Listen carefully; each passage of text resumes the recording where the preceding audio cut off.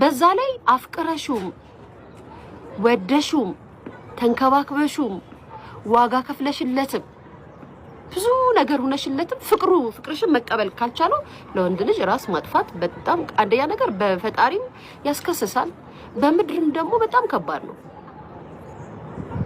በመጀመሪያ ደረጃ ልክ እንዳንቺ አይነት አስተሳሰብ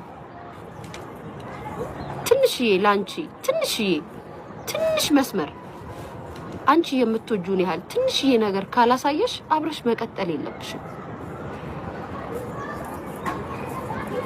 ሴት ልጅ ያልተረዳችሁት ነገር ምንድነው ታውቃላችሁ? ሴት ልጅ ትዳር መስርታ የወደደችውን የሚያፈቀረችውን ወይም የፈለገችው ወንድ ጋር ወይ አፍቅሯት አልቅሶ እጁ ካስገባት በኋላ ከወለደችለት በኋላ ልክ መጀመሪያ እንደነበረው አይነት አድርጎ አያኖርሽም።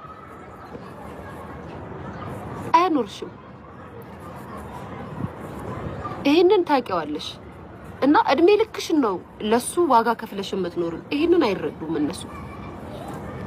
ምክንያቱም ልጅ ትፈጥራላችሁ፣ ለልጅ ስቲ ዋጋ ትከፍያለሽ፣ ልጅሽን ታሳድጊያለሽ፣ ጊዜሽ ከልጅሽ ጋር ይሆናል ምናምን ብዙ ነገርሽን ታጫለሽ። እድሜ ልክሽን ማለት ነው። ወንድ ልጅ እድሜ ልኩን ላንቺ ዋጋ ይከፍላል። እና አንዳንድ ሴቶች ለውሳኔ አትቸኩ።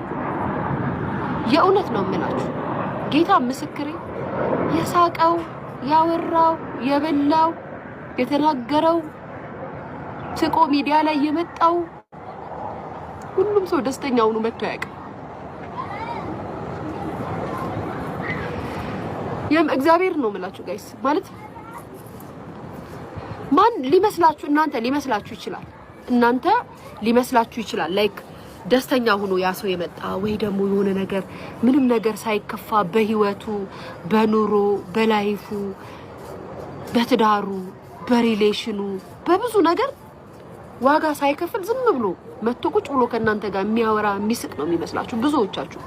ግን የሁሉም ሴት ጀርባ ቢጠና፣ የሁሉም ሚስት ጀርባ ቢጠና፣ የሁሉም እናት ጀርባ ቢጠና እያለቀሰች የምትኖር ብዙ ነገር ችላ ተሸክማ ከዛሬ ነገ ሁሉም ነገር ይቀየራል ብላ ዋጋ እየከፈለች የምትኖር ሴት ትበዛለች። ለዚህ ቀን ብላችሁ ህይወታችሁን አትገብሩ።